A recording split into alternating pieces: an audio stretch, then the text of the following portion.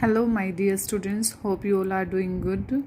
So, dear students, today we are going to start the fourth chapter, and the name of the chapter is An Interview with Milkha Singh. You all are aware about Milkha Singh. He was a great athlete, he was a legend.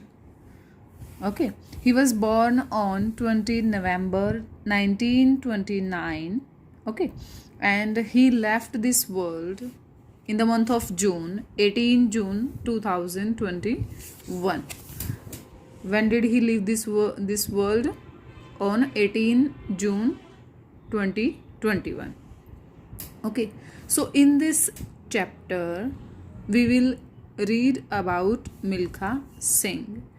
He was a great athlete, okay, and he has inspired a lot of people. He was a great person, great inspiration for us. So now let's start the reading. Read this interview with one of India's finest athlete. Who is called an athlete? A person trained in exercise, sports or games. A person who is trained in exercise, sports and games.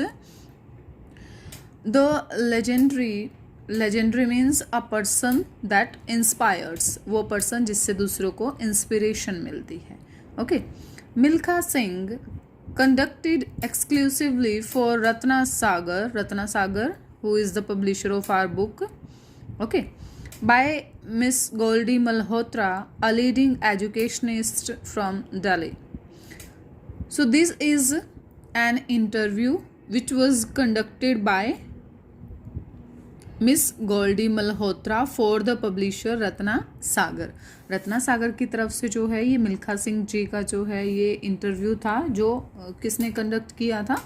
Mrs Goldy Malhotra ने, जो एक leading educationist हैं दिल्ली से.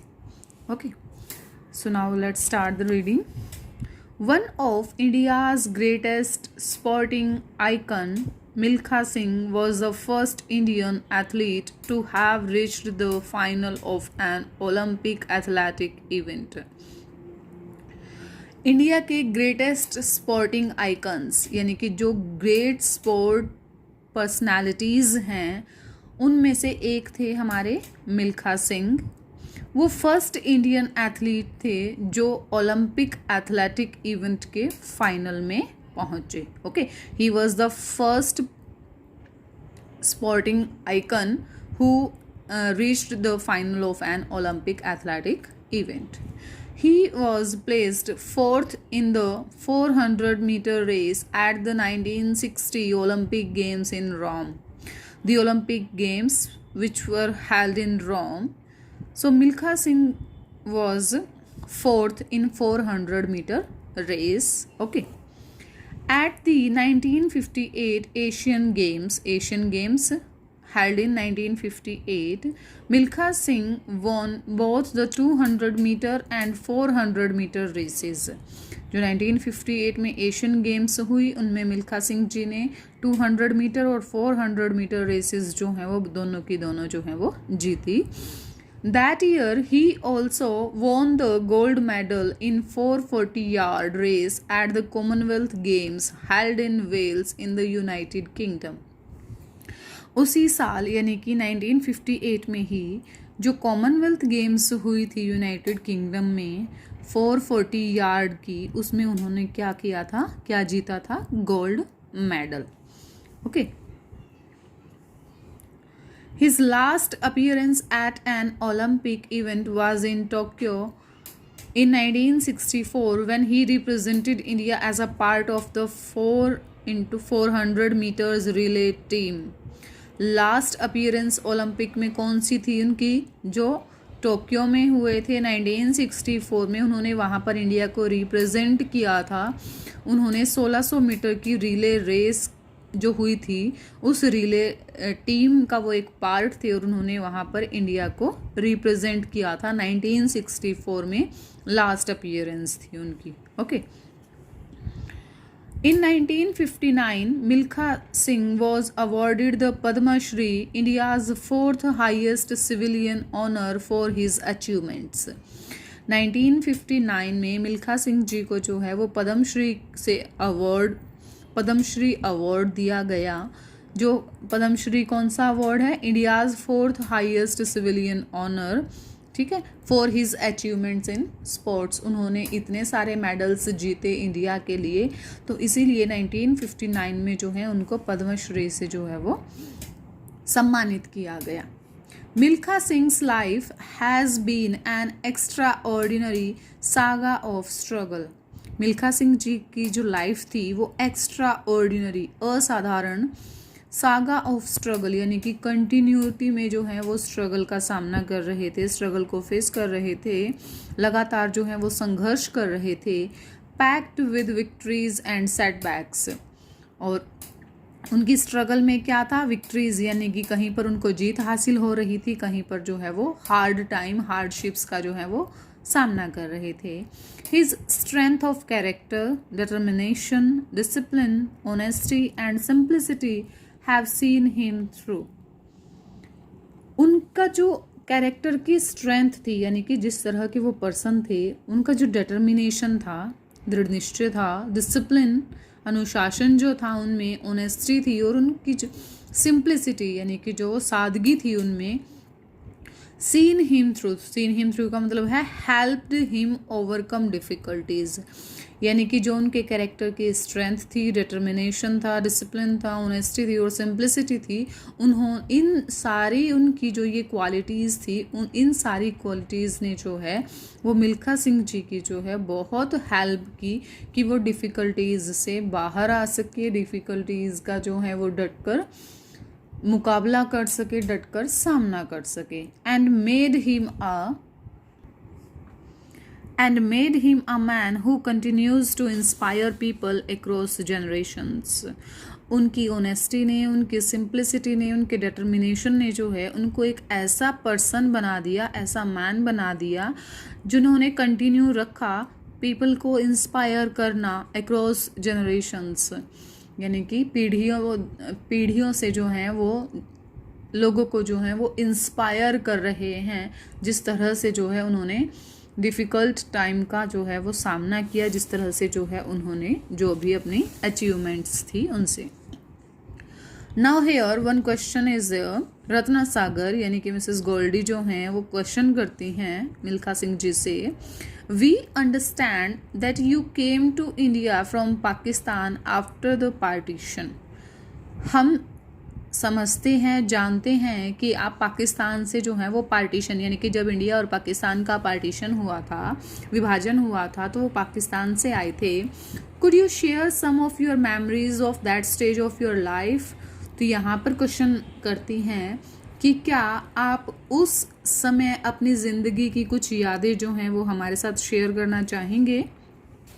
मिल्खा सिंह जी कहते हैं, I was 17 years old when I came to Delhi all by myself। Milkha Singh जी कहते हैं कि मैं 17 ईयर्स का था जब पार्टीशन के समय जब मैं दिल्ली आया था, all by myself, अपने आप यानी कि वो अकेले थे। I had lost several members of my family to the violence during the partition। और पार्टीशन, इंडिया और पाकिस्तान के पार्टीशन के समय जो वायलेंस थी, जो हिंसा हुई थी, उसमें जो है उन्होंने अपनी फैमिली के कई मेंबर्स को जो है वो खो दिया था। I sat at the railway station for days. बहुत दिनों तक वो जो हैं वो रेलवे स्टेशन पर बैठे रहे। पैनीलेस एंड मिजरेबल। पैनीलेस मीन्स उनके पास जो है वो एक भी रुपया नहीं था, एक भी पैसा नहीं था। मिजरेबल मीन्स बहुत ही ज़्यादा जो है वो बैड सिचुएशन में थे, बहुत ज़्यादा जो है वो दयनीय स्थिति में थे। Though I wept almost continuously.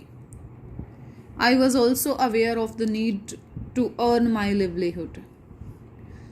Continuously जो है वो वहाँ बैठे बैठे जो है वो रोते रहे, जबकि वो अवेयर थे, he was aware that he had the need to earn his livelihood, यानी कि उनको पता था कि उन्हें जो है वो खुद ही काम करना है, खुद ही कमा कर खाना है, खुद ही आगे बढ़ना है। फिर भी जो है वो वहाँ पर रेलवे स्टेशन पर बैठे जो हैं वो कंटिन्यूसली जो हैं वो रोते रहे। A few other refugees होता है the persons who left their home and take shelter in other country or at other place, जो शरणार्थी होते हैं। Okay, a few other refugees and I approached people for jobs। बहुत सारे लोग ऐसे थे जो पार्टीशन के टाइम जो हैं वो इंडिया आए थे। तो मिल्खा सिंह जी कहते हैं कि कुछ रिफ्यूजीज थे और हम लोगों के पास गए जॉब के लिए, यानी कि काम मांगने गए।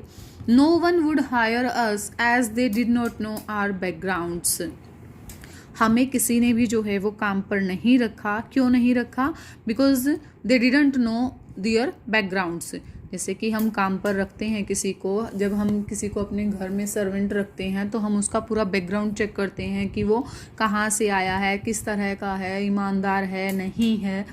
तो जैसे वो पार्टीशन के बाद इंडिया आए थे मिल्खा सिंह जी और जो दूसरे रिफ्यूजीज़ थे, तो लोगों को उनके बैकग्राउंड का पता नहीं था, इसलिए लोग जो हैं उनको काम देने में झिझकते थे। After looking for a job for a long time I landed one at a shop that sold tyres. He looked for job for a long time, बहुत लंबे समय से जो है वो काम ढूंढ रहे थे। उसके बाद जो है उन्हें काम मिला एक ऐसी शॉप पर जो सोल्ड टायर्स बेचती थी। The owner agreed to pay me ₹10 per month, and what was given to Milkha Singh ji at that time? ₹10 per month, 10 रुपये पर महीना। Okay, this saw me through till I joined the Indian Army in 1951। यानी कि वो इसी काम पर, उसी टायर वाली शॉप पर काम करते रहे जब तक उन्होंने 1951 में जो है वो इंडियन आर्मी ज्वाइन नहीं की। So here one question is there that when did he join the Indian army? He joined the Indian army in 1951। Okay,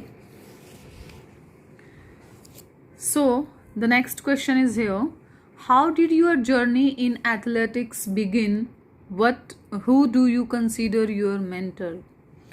कि आपकी जर्नी जो है वो एथलेटिक्स में, स्पोर्ट्स में कैसे शुरू हुई, and who do you consider your mentor, your coach? आप अपना गुरु जो है वो किसको मानते हैं? तो यहाँ मिल्खा सिंह जी कहते हैं I was not aware of the athletics before I joined the Indian Army। वो कहते हैं कि इंडियन आर्मी ज्वाइन करने से पहले he was not aware of athletics। However, 15 days after I enrolled, during roll call at night, we were informed that a 10-kilometer cross-country race would be held the following day। 15 days हुए थे उनको जब उन्होंने Indian army join की थी। तो roll call means attendance. जब रात को अटेंडेंस हो रही थी तो उनको इन्फॉर्म किया गया कि क्रॉस कंट्री, यानी कि across the country. Okay, cross country का मतलब होता है कि कोई पर्टिकुलर ट्रैक नहीं होता, एक कंट्री यानी कि एक जो शहर है, जो कंट्री है, उसके चारों तरफ जो है वो रेस लगानी है। 10 किलोमीटर की रेस जो है वो अगले दिन होनी थी। उनको रात को पता इन्फॉर्म किया जाता है कि सुबह जो है वो एक 10 किलोमीटर क्रॉस कंट्री रेस जो है वो होने वाली है। Around 300 jawans would participate and 10 of them were to be selected and trained to compete further। And in that race 300 jawans would participate। 300 जवान उसमें पार्टिसिपेट करने वाले थे और उनमें से सिर्फ 10 जो थे वो सेलेक्ट होने थे और उनको जो है वो आगे ट्रेन किया जाना था स्पोर्ट्स के लिए। Okay, I found myself at an advantage compared to the other jawans as I used to run to my school as a child। यहाँ पर मिल्खा सिंह जी कहते हैं कि I found my self eight an advantage, यानी कि दूसरे जवान्स के comparison में वो यहाँ पर थोड़ा सा उनको जो है एक पॉजिटिविटी दिखती है, एक प्लस पॉइंट दिखता है। क्यों दिखता है? बिकॉज जब वो एक बच्चे थे तो वो अपने स्कूल में जो है वो दौड़ कर पैदल जाते थे। Okay, the school was 10 kilometres away from my home. What was the distance of the school? 10 kilometres from Milkha Singh ji's home.